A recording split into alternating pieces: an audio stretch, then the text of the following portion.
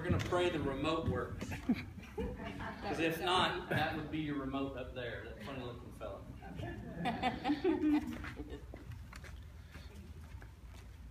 No, we're going to be working off of. I'm going to put the cursor on the arrow. Thank you.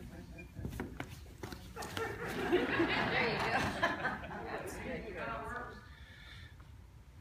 Is this working? No. Is this working? No.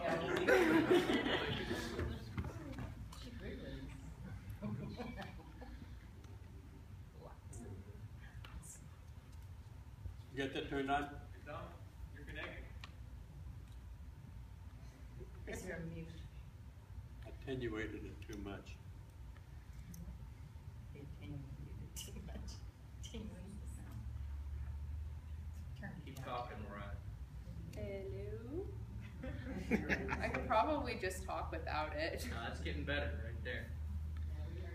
He needs another coin. I can shout, I'm good at that. Turn the receiver up all the way.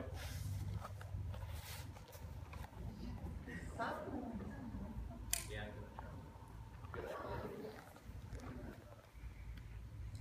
Oh, yeah. Okay, Turn the receiver down. it's working now. We're hot. Okay. Okay, the first picture is my team, -1. I don't know where she was. We were talking about this today. She was over at my house, and we don't know where she was during this picture. But this is my team. There are 15 of us on the team. The oldest was 18, and the youngest was 13. So we had a big range of ages, and we had 3 leaders. It was Leah Sargent, who Papa told you about. She's a really good friend of mine. And then the Myers, which was Mike and Michelle, and they have 4 children. So they came with us on the trip. So yeah, that's our team.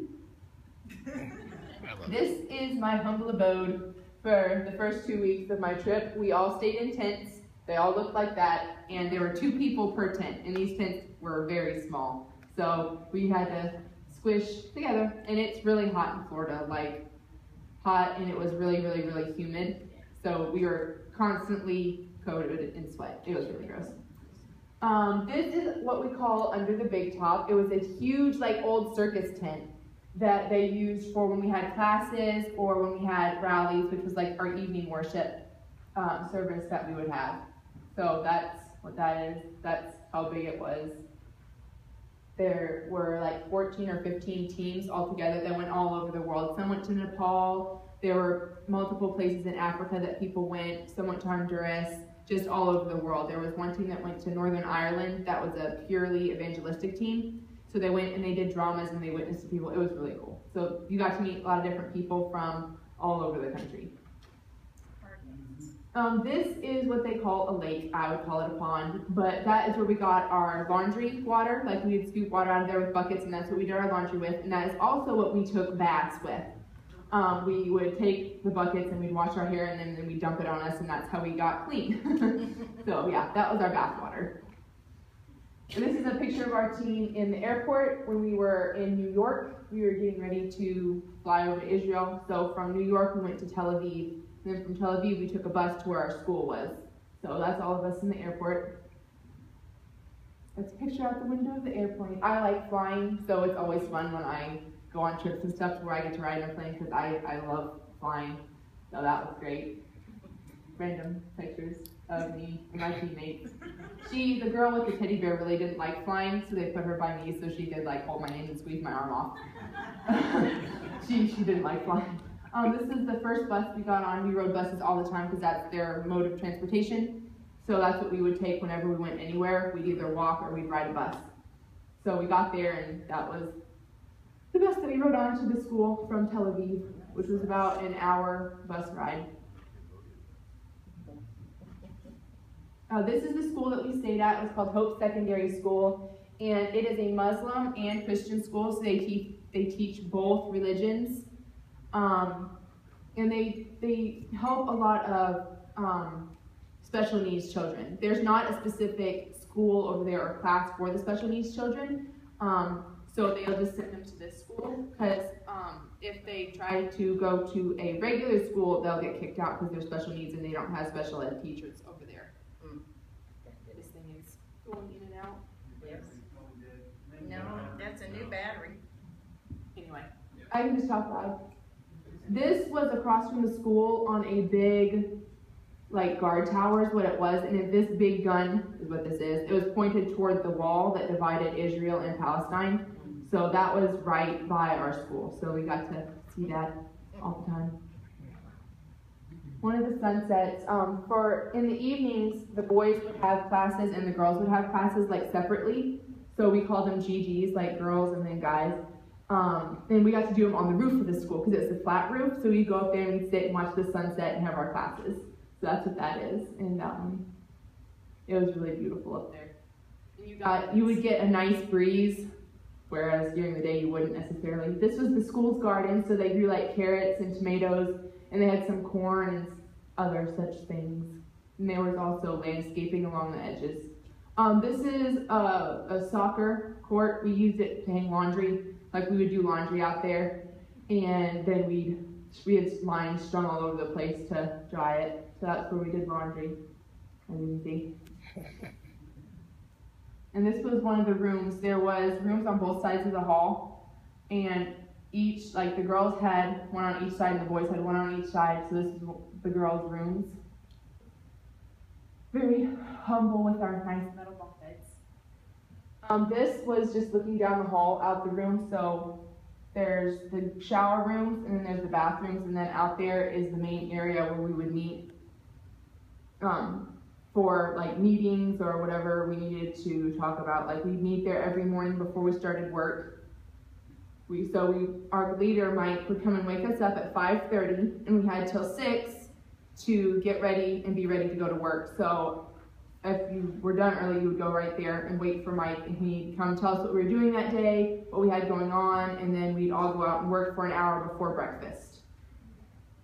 And then after breakfast, we had an hour of, a half an hour of devotions, morning devotions, so we would all sit separately and read our Bibles and pray and that kind of stuff.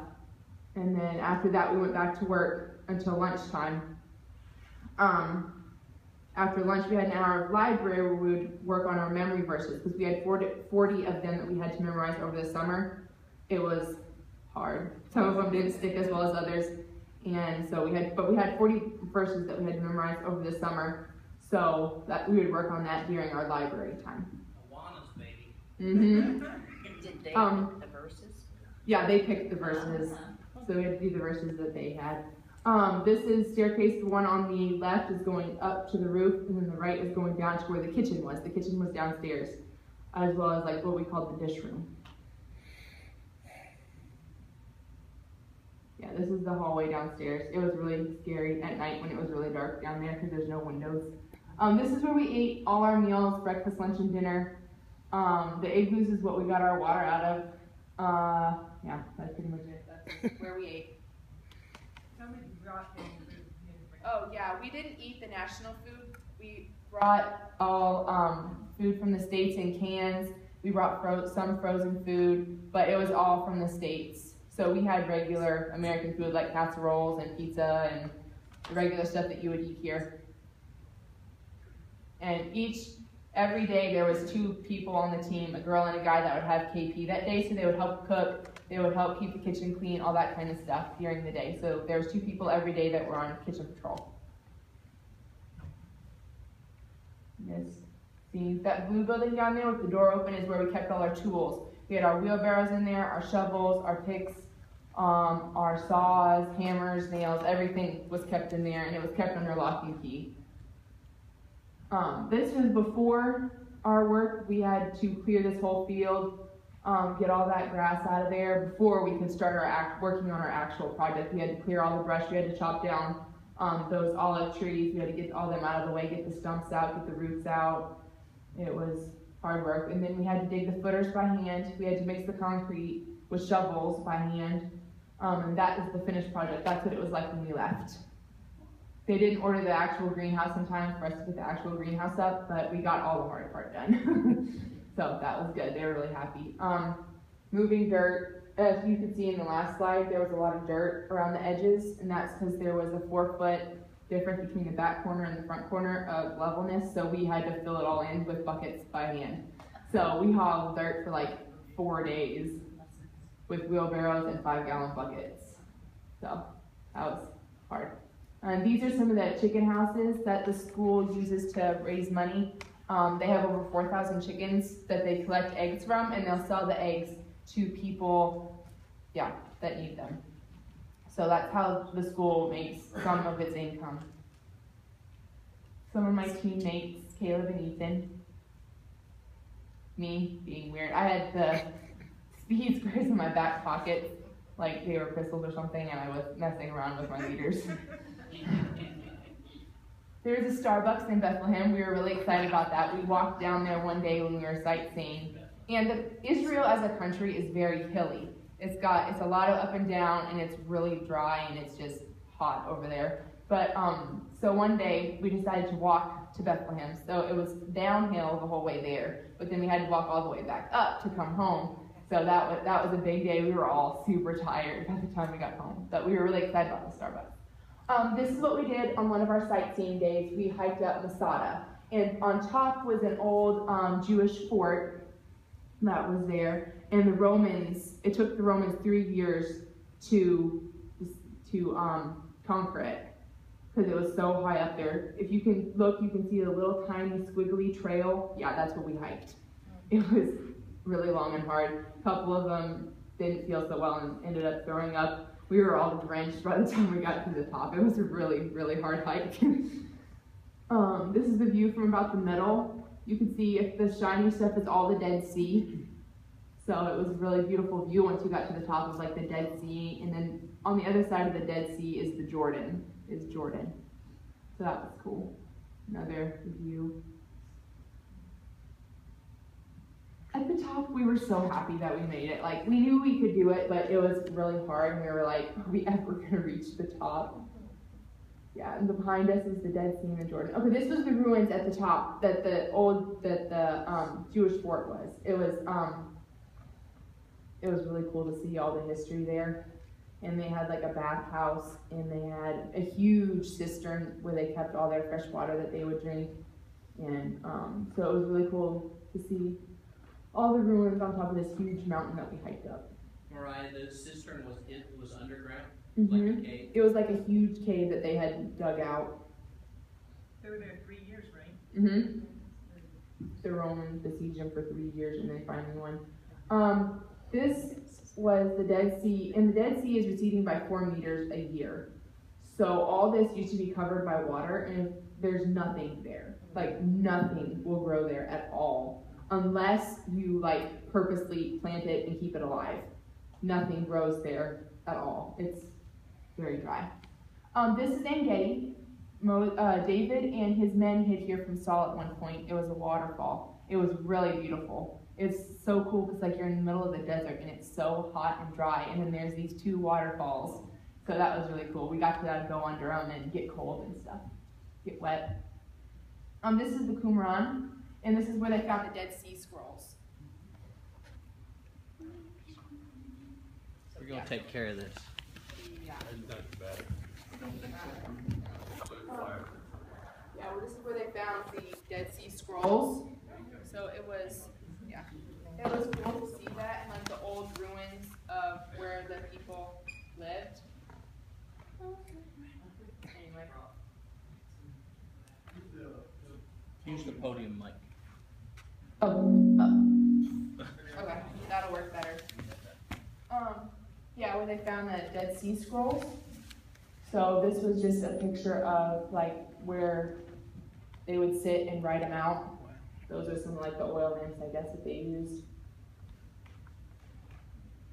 This was like their buildings and stuff. So they had rooms. They had the bathhouses like over on the right side. You can kind of see the stairs that would go down into like a big pool area, and it was just a big set of rooms. It was really cool. And up along those hills is where the caves were that they found the scrolls in. We actually hiked up to a couple of the caves, and it was really cool to see all them. The high school musical jump, our leader had us do that. She was having a lot of fun taking pictures of all of us. But that's the group that hiked. We hiked all up here, and there's a big valley. It was probably a couple 100 feet wall that went straight down. So we had to be careful when we were hiking up all these big rocks and such. Another view. It's just so dry and dead there. Yeah, and the Dead Sea, and then the Jordan is on the other side. So that's pretty cool to see all that. We made it to the caves. It was so hot outside. Like, we checked the temperature after we got back to the school, and it was over 100 degrees. It was like 120 something degrees when we were out there hiking. So it was nice to sit in the shade for a bit before we hiked back down. This is at the Dead Sea. We went there and it was just so cool. Like, the water is so salty that you can feel it. Like, the water is slimy and there's like a film on top of the water that you can see. And a couple of us girls did mud facials, and like 2 of the guys did it. But we did like mud facials and we wiped it all over us, and it was really cool. The feeling of being able to float like that is really weird. I can't even explain it. Like, at one point I had drifted out to where the water was deeper than I could stand. So I tried to stand up and reach the bottom, and I couldn't. Like, I literally could not get to the bottom. It was really weird. There's some of the hillside from the school, like just looking out over the valley. You can see it's kind of terraced, so the land will just like blow away. And that's pretty much what most of Israel looks like. That's our team when we went to the Garden Tomb. That was really, really cool to see that. And they also showed you, like, we did a tour, so they showed you like where the place of the skull was, and it originally looked like a skull, like on the hill. The skull, it was really cool. He showed us pictures and stuff of what it used to look like, and we got to see what it looked like now. And he showed us where they would have crucified people. It would have been right by Damascus Road, and how close this was to the road. And this is like, of course, it's all supposedly like hearsay, so you don't know if it is for sure, but it's really cool. We got to see inside it, and it was really neat. And after that, we got to go have communion and sing songs and stuff with each other. It was great. And that is my team. Yep, that's it. That was my summer.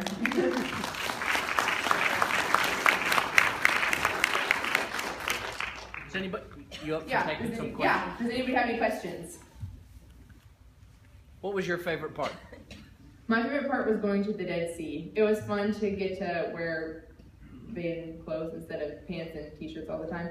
And just to get to swim around in the water and hang out with everybody and not be working was really fun to get to do all that. And just to be like in the Dead Sea, I mean, how cool is that? Another cool part of the Dead Sea was we got to go to the lowest bar on earth. Like, it just had soda and stuff, but it was really cool. That's the first time I've heard of that, actually. How about the concrete? Where did that come from? Okay, tell about your work, what you actually did. What we did is we cleared out the field, and then for the concrete, we had to order rocks, we had to order sand, and we had to order the cement. So after that all came, we put 3 parts of rock, so we took 5-gallon buckets and filled 3 of them up with rocks, and we dump it into, we had these big rectangles of metal, rectangle sheets that we would mix it all in.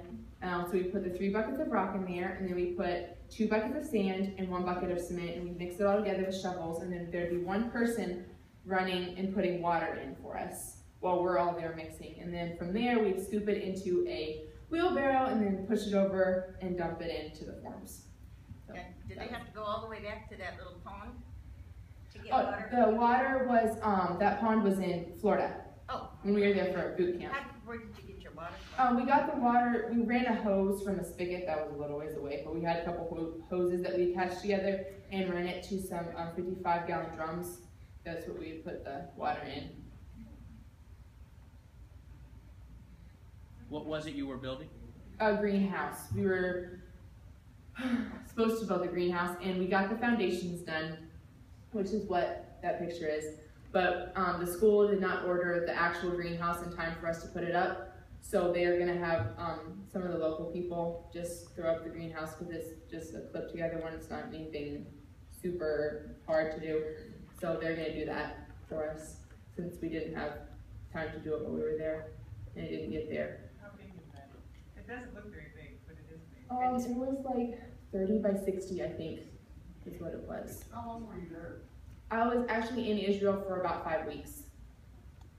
And it was actually where?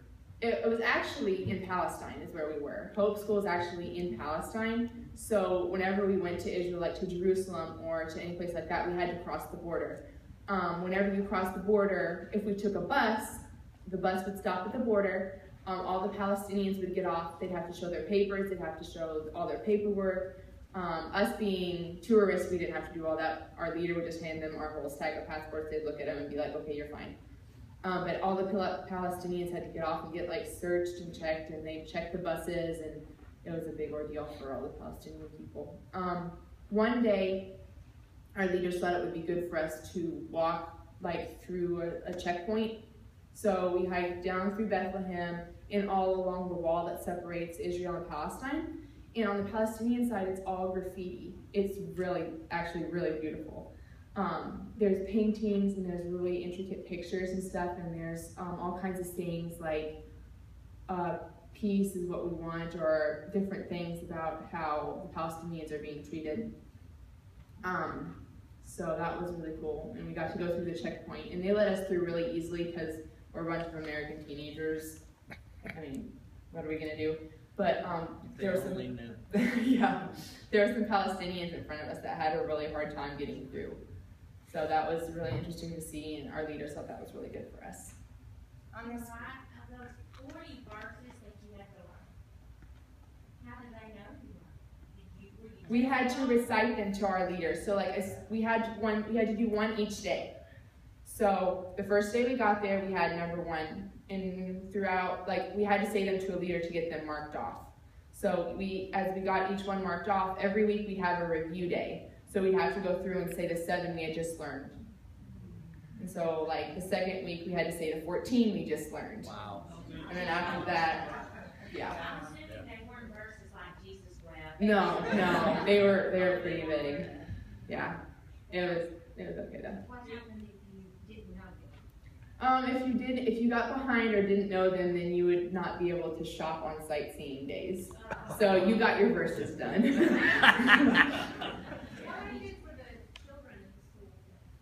The children at the school were from like 13 to 18. They were like high schoolers that went to school there. Did you get to interact with them? It was during the summer months, so they were all out of school. There was nobody there. We had met the director of the school and the head people of the school, but that's it. We didn't meet any of the students.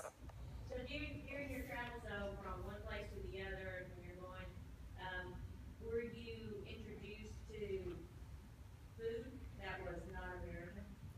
Yes, actually, when we would travel and do touristy things, Shopping and stuff? yeah.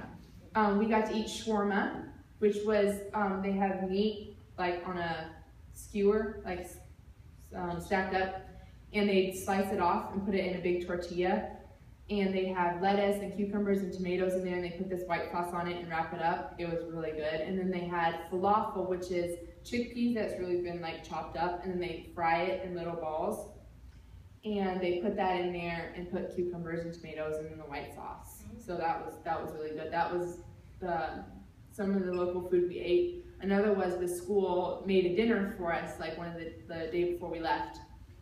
And so that was lamb and rice, and then for a dipping sauce they had just straight yogurt. So that was really good. I'd never had lamb before, so that was an interesting experience for me. How about church? Did you get to go to church?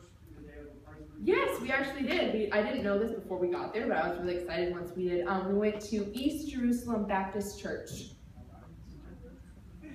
It was really cool, and that's where we went every Sunday for the 3 or 4 weeks that we were there for Sundays. We went there for church. It was really cool. A couple of the Sundays, one Sunday we did a presentation, so we did a drama, and we led the worship service. And then another Sunday, our leader, Leah, is a violinist, so she played violin while we all sang, and that was really cool.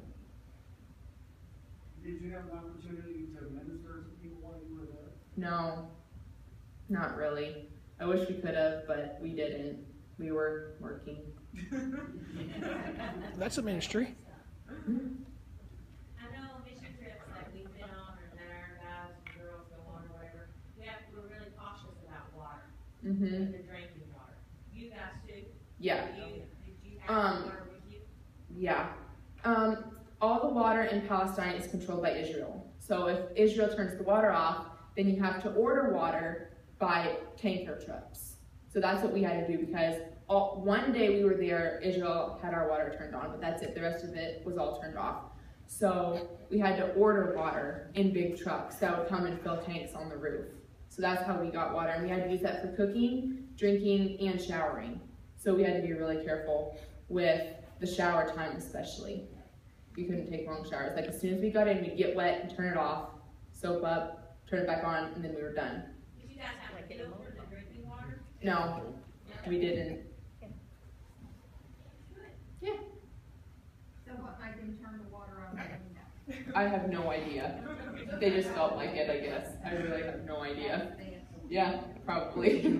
Mariah, on this greenhouse that you were trying to Mhm. build now, was that for the use of a school? Yes. And they could sell it or use it? They would use the greenhouse and then sell the vegetables if they had Like extra. they do the eggs? Yeah, Okay, Yeah. great. that was what it was for. How many had to dig all that by hand? Yeah. You're supposed to get better. Okay, so the ground there is really hard, very hard. And like there's rock and then there's clay and then there's like bedrock. And so we were going to get a backhoe and they told us that for 2 days. And finally our leader is like, okay, we're done waiting. So we dug it all by hand with shovels. It was, and picks, we had to use picks. There was roots, we had to dig up like root clods from the olive trees we had to cut down. There was huge rocks. One, we called it the Rock of Moriah because my leader gave me the job of digging up this huge rock. So we ended up just busting it down with a sledgehammer. So that was interesting. It was hard. Mariah, what was the one thing that you found most overwhelming in whatever way you want to define overwhelming? Probably when we went shopping, how crowded it was. Like it would be, once we went through Damascus Gate, and it was so crowded that I had to hold on to the person in front of me to get through. Like for us all to stay in a group, we would walk in a single file line. And I had to hold on to her backpack, otherwise I would have gotten lost in the crowd. It was so crazy how many people they would jam into these small spaces that I was just like, oh my goodness, get me out of here. So that was kind of scary, overwhelming. Did you ever feel threatened, scared? No, I never did. I knew I was safe because my leaders were great, and I never felt scared at all. We would see soldiers rocking around with guns. We never saw any riots or anything, so that was good. Yeah, I felt safe the whole time. I never was scared or felt threatened at all. Tell them how you went to the, Dome of the Rock and they went like then. Oh yeah, we went to the Dome of the Rock, which was really cool, and they ushered us in. They let us take one picture and then ushered us back out because like a couple days before there had been riots up there, so they didn't want anybody to get hurt, especially tourists and stuff. So they hustled us back out really quickly. So we didn't get to see much of the Dome of the Rock. Our leader Mike was there 2 years ago, and he said you got to walk around the dome. Of course you can't go in because only Muslims are allowed inside, but you can walk around the outside usually and walk up the steps and like see stuff. But they didn't let us this time because there had been riots earlier that week. Tell them about during the workday, the hour that you took off. Oh, Everybody. for each hour that we worked about 8 hours a day. For each hour that we worked, one person on the team was praying. So each day we would start with whatever count-off number I had left off the day before. So say I'm count-off number 1, I started by praying for an hour. And then count-off number 2, which was the next person on the team, would pray for the next hour. And we did that every day when we were working. So for every hour that we worked, one other person on the team was praying for that hour. You were covered in prayer. That was really cool. None of us got hurt really bad the whole time. We were all healthy the whole time. So that was really good. I don't know. I'll probably go on another team missions trip next summer. I'm not sure yet though. Still working on it. Were you protesting your mom in yet? So kind of. See, they wanted to come back as a leader. Yeah. because I'll be 18, so they want me to come back as a leader next year instead of a team member. Another thing that I thought was interesting was the money that they raised for their trip paid for, you know, all the food that they brought over, and it also paid for the greenhouse that they didn't get to put up because they're so poor they can't even afford to do the things that they're having you come help with. So we paid for the greenhouse, we paid for all our necessities that we needed, we paid for all our food, like with the money that we raised for our trip, that went toward our project. So like all the stuff we needed for concrete, all the stuff we needed for the trip came from us. So that was really cool. So in your quarters where you live, while you're over there, was there any such thing like, what cooling? Did that There was happen? none. The cooling was you open the window at night. Was it? And that wasn't even, it was cooler at night, a lot cooler because there would be a nice breeze. But it wasn't cold. So that was, yeah. We all slept with just the sheet on. We never needed like thick blankets or anything. But yeah, there wasn't any AC or any fans or anything in the building. There was heaters for when it got cold in the winter, but there was nothing to cool it off in the summer.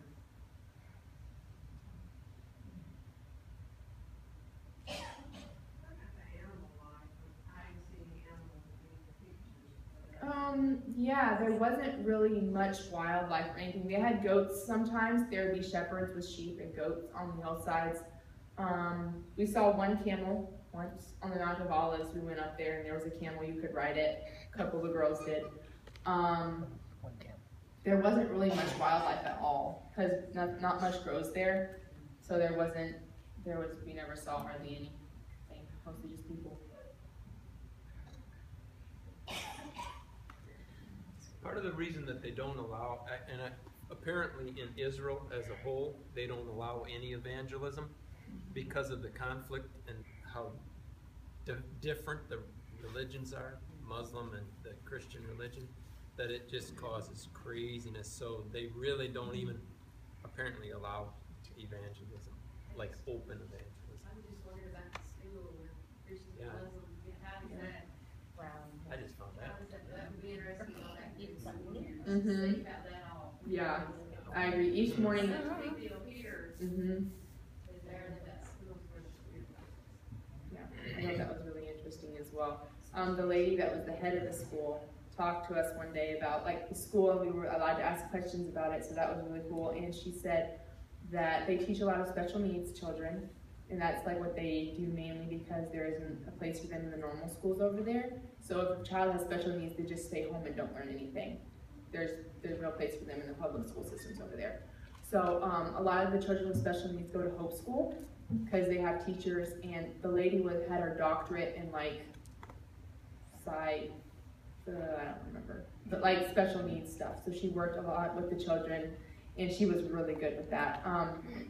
So she said that it's a Muslim and a Christian school, so they teach both religions, and they teach them to get along with each other so that the future generations will be more tolerant of each other.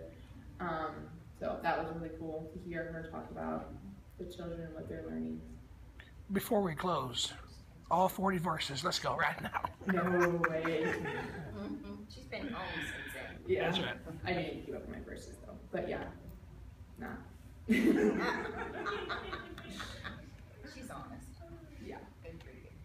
Any last questions? What about tourists? Did you see a lot of them? There was a lot of tourists over there, people that didn't, yeah. There was a lot of tourists over there. So there were tour groups that would go to the same places we would. Like we would go to Hezekiah's Tunnel was one of them. And it had like water in the bottom, and we walked through it, and that was really cool. And there was tourist groups going through there. There was tourists all over the place. Right, I noticed there's some little ones in the picture there now. Did they go with you? Yes, that was Mike and Michelle are two of my leaders, and they were married, and they had 4 kids, and they went with us everywhere.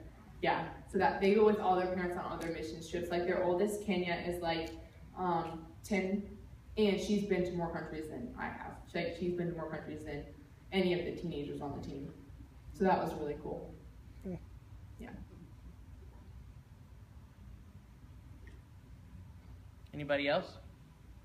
Where are you going next? I would like to go to Africa, possibly Uganda.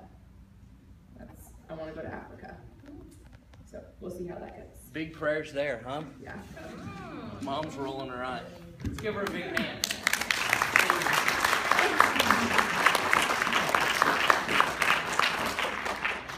There's a lot of things about mission trips that I'm seeing a common theme in. So there's strenuous hikes, evidently. Okay, and drying your clothes on a soccer field, evidently, is a common theme. But also dealing with the unexpected. I just want to thank you for being brave and coming and blessing us. Yes. And I just want to close in prayer with her standing here. Father, we're just overwhelmed by who you are. In the midst of sadness and things of this world which we know we can't control, we just surrender all control to you. Father, we just ask you to bless the Bird family and the Edwards family and all the others who are facing things that are beyond us. We just ask you to be God. And in the middle of that, we just thank you for my sweet sister Mariah, for coming and blessing us and showing us how, stepping out on faith and outside your comfort zone and going someplace with an open heart and just saying, use me, Lord, and open my eyes to things and let me see you in a different way, can completely change